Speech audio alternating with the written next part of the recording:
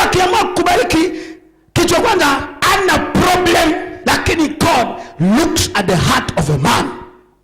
Because if God means that he can give you a blessing, na ikuondoe in his presence, what can he do? I said, what can he do? Ukisimama mbele za Mungu muda mmoja, faith, even a minute, you will stand before every man, every person, even your business, it will flourish. Flourish. Wanasema a customer is a king. See the king, they call him a king. Wanasema is a king. Not the one who ambao kuna product. It does you a favor. That's why in a bank, mfanyikazi anaweza vutwa kazi kwa sababu disrespect customer. Si kweli? Hebu isoma kwa hiyo version case, Steph. Jeremiah 2, first Samuel 2:30.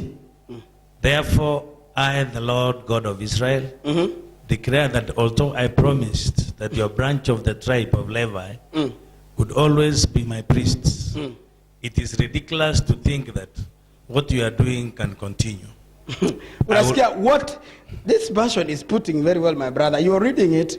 I don't know whether you are reading with a lot of authority. I will put an end to your family so that it will no longer serve as priests. Nasikia? Every member will die before his time. None shall live to be old. You are, I think that's unasikia Kiswahili kinasema, hebu usome Joseph Favour. Anasema nilikuwa nimewachukua kama branch. In other words, you are not worthy, au kustahili. Kuna opportunity umepewa, haufai. Kuna nafasi umepewa, haufai. Mimi nafasi Lawrence nimepewa, sifai. Lakini kwa neema yake, that God must also look at my commitment. He must look at sometimes the sacrifice. I was almost yesterday crying, feeling bad. Wakati this boy ananiambia hii amplifier hii imechemka tena, inataka kuharibika. I came in, I found that one is spoiled. I came again, this one, new one. I don't know what happened. It is a problem. So I was like, what is happening? Kanambia relax, kamia.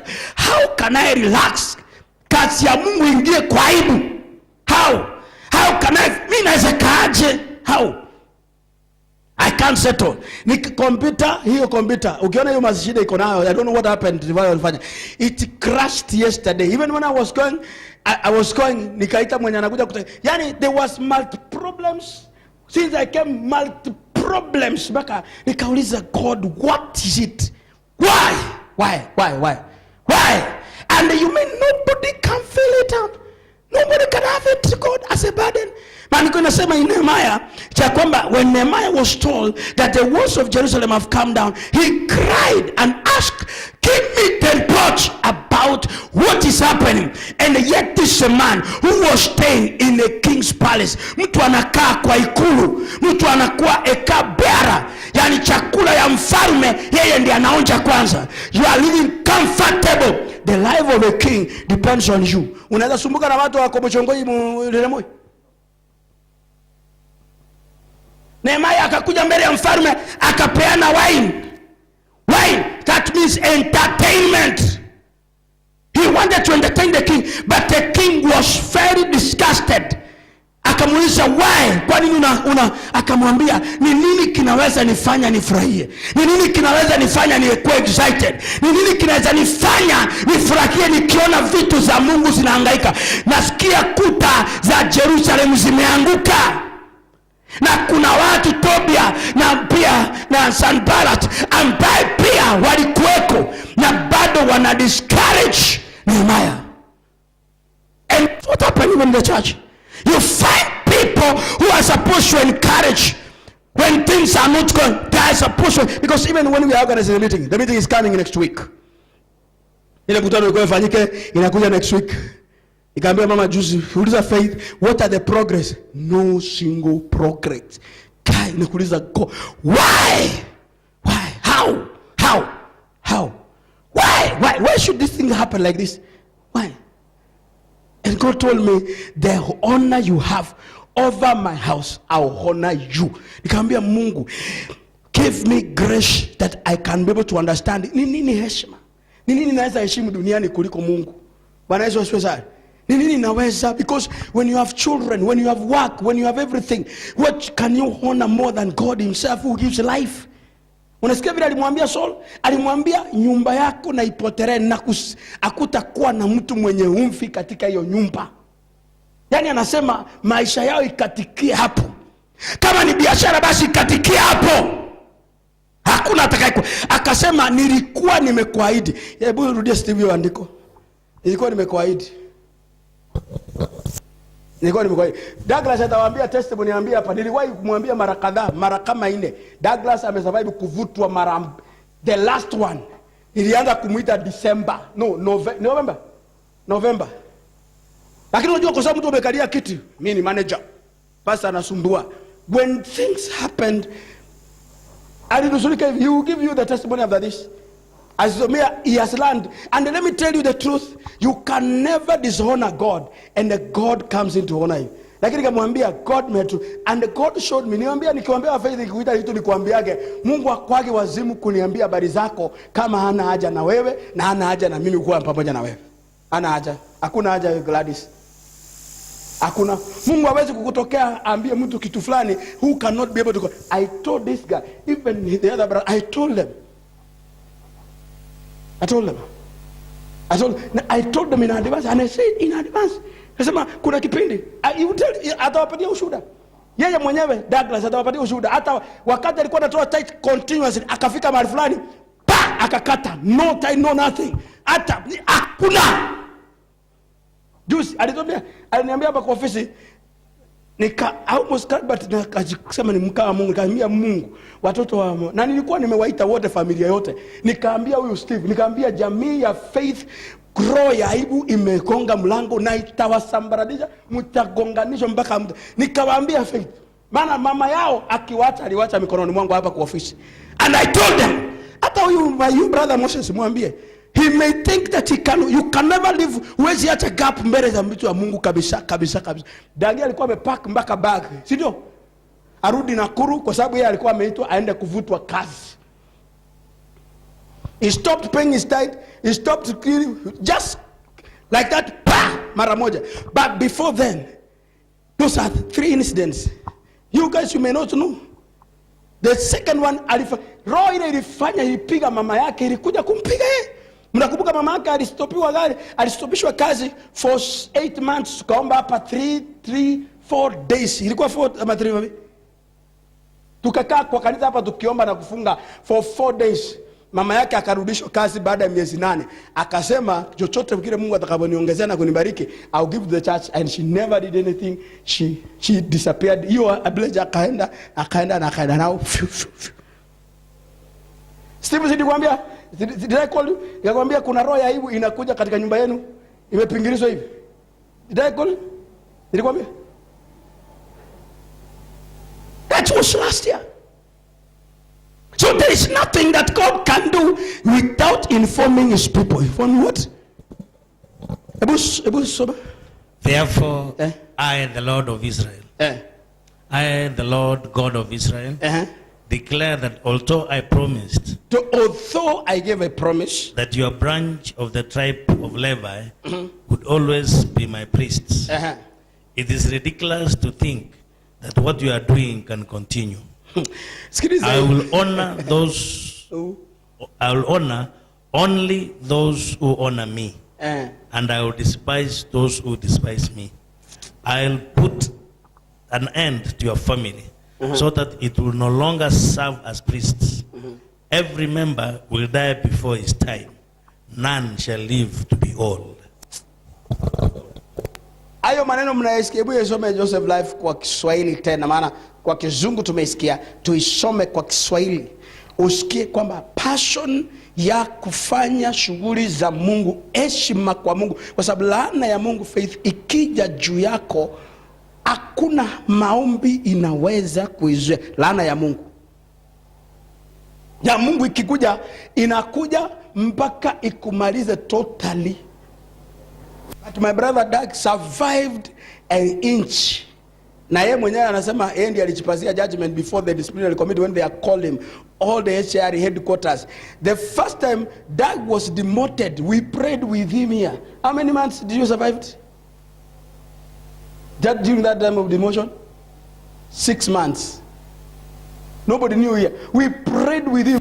That time even he was very active. He watched our WhatsApp group. He was successful. Unajua uzuri na watching wote vile mnakoaga hivyo. Mpaka jana tena aliuliza, "Men, why are you very quiet?" Nikamwambia, "Men, they are watching news." Because it's true. Maana mkiona mumeni wakiona kitu yote imepitishwa hapa, maana ndirangu anaandika mambo ya nguvu, lakini hiyo anaiendaga tu wewe. Akiona kitu kamepostiwa hapa hivi, anaenda tu kama flat. Shh.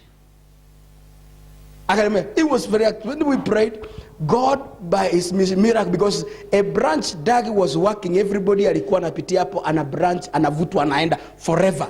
When he arrived there, we told him the rules. We gave him the anointing oil here. We went to pray, and then he had promised God, I'll give a sacrifice that will stand before me. The good thing is that he was not sacked, and he was demoted by mere mistake. This second one was a real mistake he made. Real one through deception. Na niwaambia, mkifanya chochote faith, wacha kunificha mimi ni pasa. Mimi siwezi kukuroka. Bila leo tunaombea Steve. Nimemwambia Steve amekanyaga kwa maji, amefuka ngambo nyingine. He has been wishing his name will be in the ballot. Today I wish his Steve is here. We are praying for him. We are praying for him from this church, and we are saying Steve is not only 50 years. Before he's 90, he shall be a greatest man in the land of the living. Amen. We will celebrate him. Nikamwambia, I have seen it. Nashukuru saa nyingine every step kama hizo kila saa. Niko kwa mkutano fulani pasa mahali. Niko nini? Hata wakati amepewa certificate alini WhatsApp kaniambia hivi, kaambia, my brother, my prayers are with. So I'm only giving a testimony ya Dagia. He may not give the whole of it. Hata shughuli alikuwa anafanya ndio hiyo avutiwe, ni alifanya siri akaficha. But his brother, because Steve has been with me closely, ananiambia, pastor, nakwambia hii, na ameniambia hii maneno mtu asiambiwe. Sasa mtu atafanya nini? Hata pastor asiambiwe hii maneno. How do you go to battle? What does the Bible says, my brother, in Deuteronomy chapter number 20, verse number 1 and 2? Joseph Life, keep your finger there on 1 Samuel. Just this is a by the way. You read this as a by the way. Chapter number 20. Ada Joseph pia fungue unasoma ya kutrail. 20 verse. Verse number 1, answer 1 and then 2. Deuteronomy chapter 20 verse number 1 and then you read verse number 2. It says, when you go to war, you go to battle, and see before you vast numbers of horses and chariots, an army far greater than yours. Don't be frightened. Number 1, don't be what? Frightened. Usiogope ndio Kiswahili. The Lord your God is with you. That's number 1. The same God who brought you safely out of Egypt. Yeah, that's number 2. Before you begin the battle. Now, that's a second verse. Before you did what? You begin the battle. What will happen? A priest shall stand before the Israel army and not say, a witch doctor, not even your own biological parent. Who stands before you? I say, who stands before you? Biashara unaanza faith. Kama uniamini mimi kama pastor, tafuta mganga wa kienyeji. Tafadhali usiende peke yako. Unielewa kila Gladys? Hata kama unaenda kuchukua loan ya milioni 5, hata usipotoa hata usinifiche. Let me start, because it's a battle. It's a battle. It's what? I say it's what? Ni vita. Ni vita. Unapoka.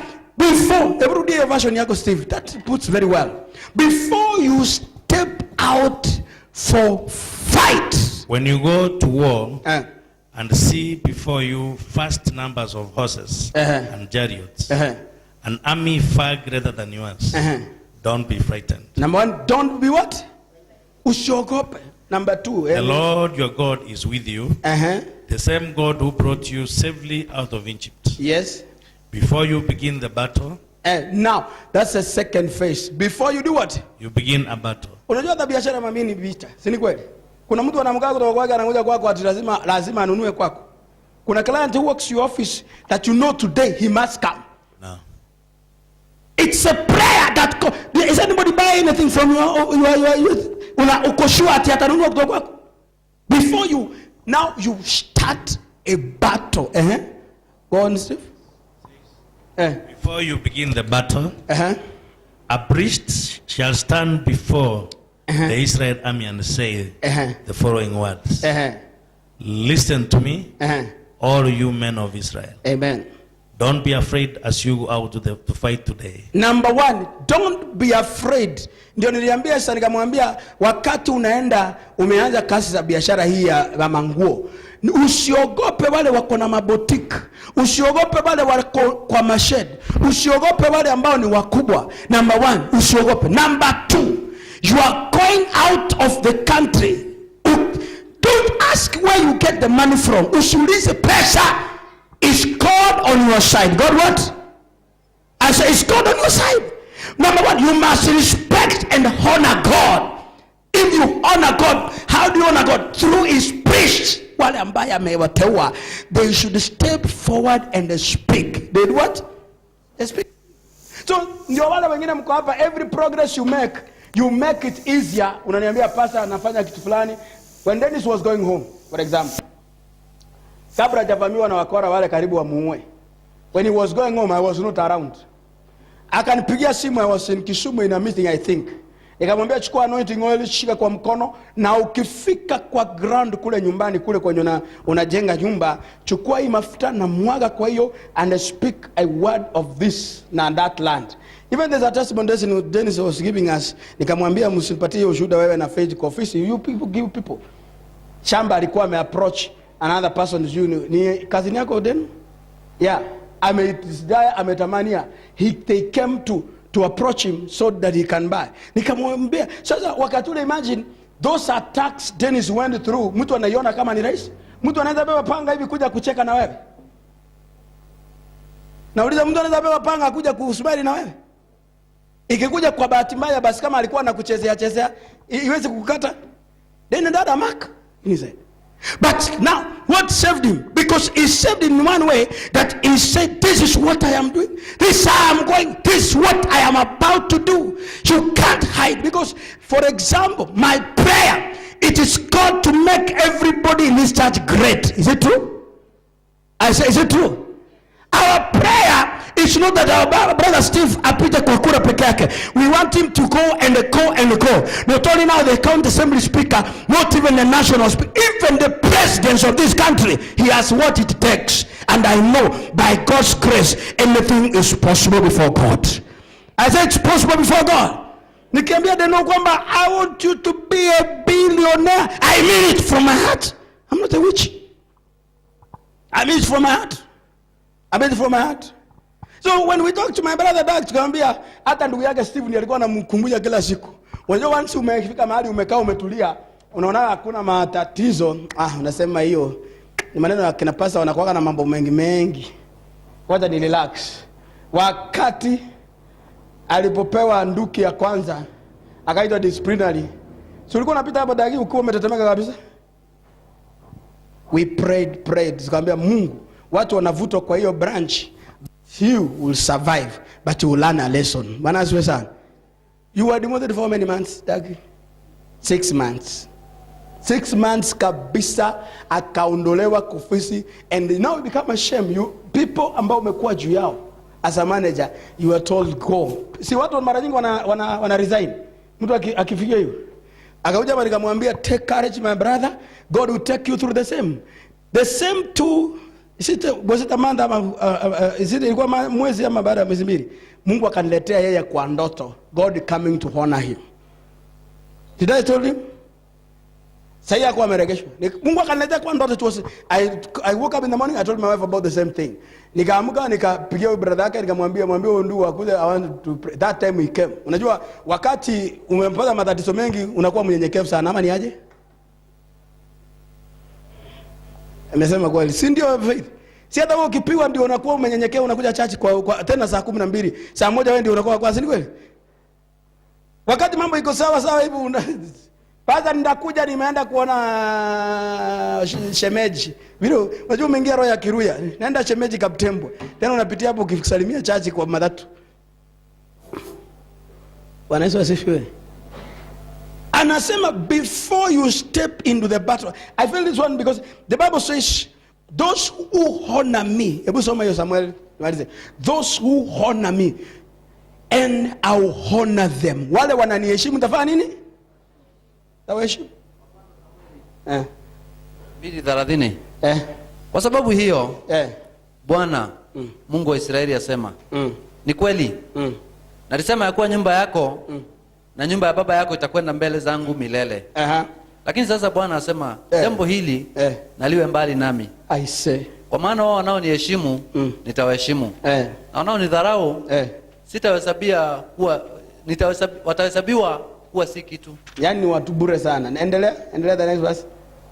Angalia, siku zinakuja nitakapo ukata mkono wako na mkono wa mbari ya baba yako. I say, hata nyumbani mwako hakutakuwako na mzee.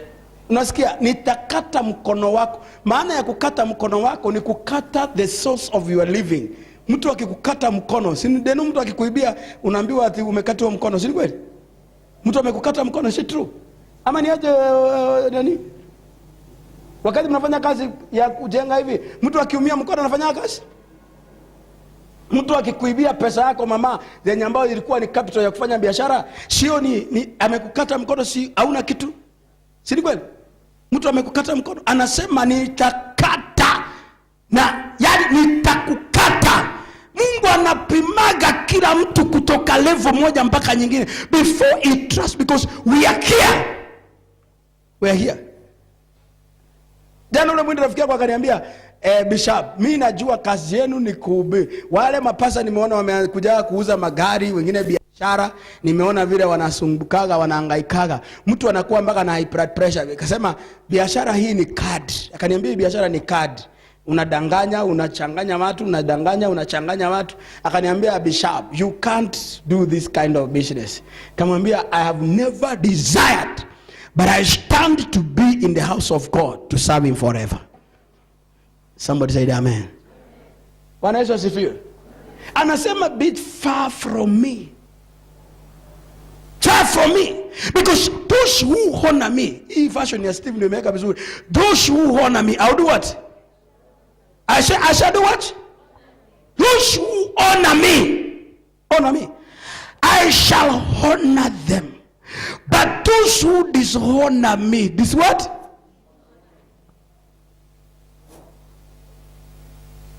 Huwezi ingia kanisani masaa yote na ukiulizwa ulikuwa unafanya nini nyumbani, face you can't. Si ni kweli? Niliambia mama moja, nikamwambia ameibiwa pesa mara 3. Huyo mama alikuwa anakuja hapa, ameibiwa 3 times.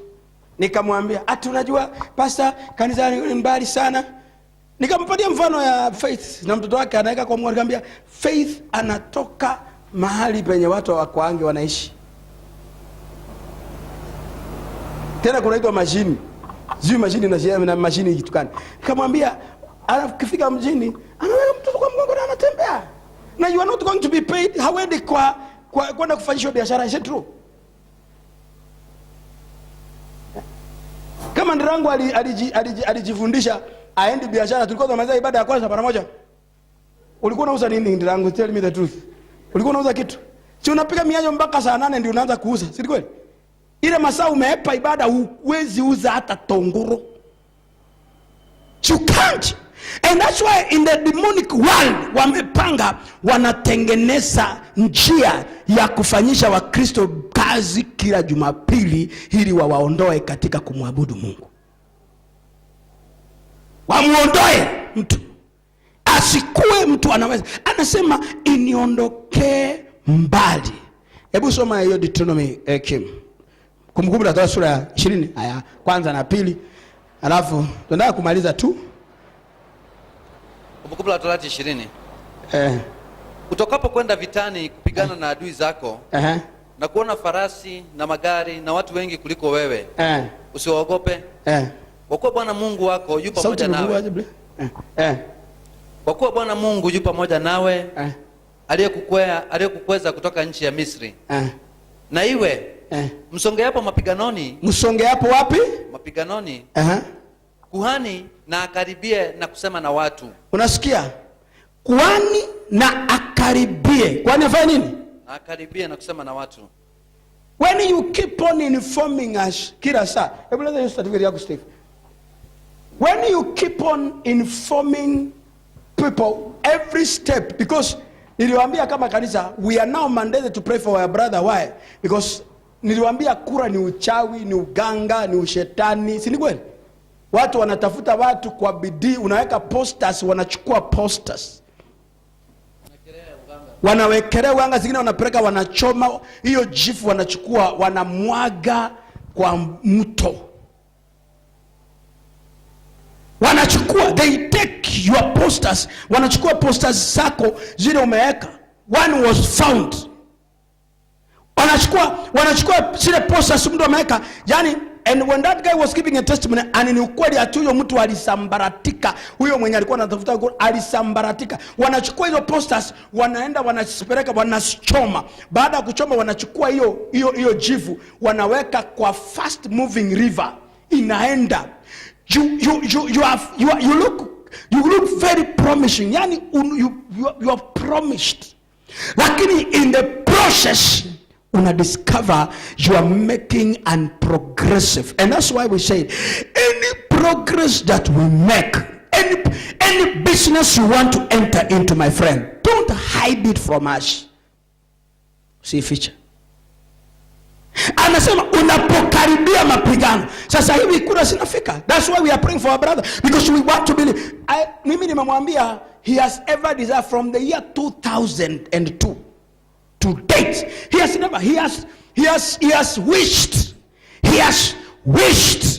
And I will tell you, if I had all the time, I would have told you, even a clan he came from, even when he was a small boy, a young boy, as a first grandkid of that particular family, things were spoken. But now when those words are spoken, there's those demonic spirits which come and they take them away from the heart of people, takes away the heart from the one who was spoken to, and the discouragement in inakuwa more higher until it takes your eyes from where you are called to do. Amen. Hiyo ni roho najua hata hapa kwa kanisa. I know people who are used by the enemy and the devil to discourage me to do from the ministry. But let me tell you, my friend, I am determined like never before. I say I am determined like never before. I have mastered the spirit of discouragement. I know the spirit of confusion. Tunakuja hapa Sunday morning, you find the same spirit of confusion want to confuse entirely the service. Unaweza kuta wahubiri waimbaji wamekuja asubuhi, wamekaa hapo wanapumzika, na ibada iko suppose kuanza. Watu ukiwauliza nini, what are you doing, they don't know. Oh, tulikuwa tuanze. Keyboard ikiwekwa inakataa kuwaka, amplifier unasikia imeanza kufanya pata pa. Hii wacha hii project tukimaliza za ibada utaona ikifanya kazi. Nasema utaona ikifanya kazi. Every time that you are in battle, number one spirit the devil descends, and one is confusion. And that's why, my brother, I speak to you right now in this altar. Any spirit of confusion that may confuse you even to make a decision, the decision you made, let it become final. Usichanganywe na watu wengine, kuna mtu, you will be fine. God himself will fund your campaign without even your knowledge. You have started the journey. And this journey, my brother, you have begun is a journey of greatness. And don't think greatness is easier. You must fight for it. You must fight. You must be courageous. Number one, you must have a courage in your heart that you can make it. Nobody's better than you. It is you and God. God is not looking for anybody. God is looking for the available. I say God is looking for the available. God does not go for a man. He goes for the available. Are you available? You must ask yourself, am I available? Praise the Lord. Moses was a stammerer, but he was available. He was what? So God is not looking for experts. God is not looking for better preachers. God is not looking for the better church. God is looking for the available. At the Sunday, come as you are in for a rude shock. Jesus will not come on Sunday. I may not be a prophet that was prophesying about the coming days of Jesus Christ, but one thing I am too sure, Jesus will not come on Sunday. Jesus will not come on Sunday. And that's why I stand in this altar and I decree, anybody who has an ambition, anybody that has an aspiration to do something, every spirit of confusion shall never find a space. I say it will never find a space in your life. Discouragement. Don't listen to any other negative thing that enter your heart. Listen to me as your pastor. Your mother and your father, they are not arrived. They could have the one to say truth. They fear naturally. Don't listen. Don't listen.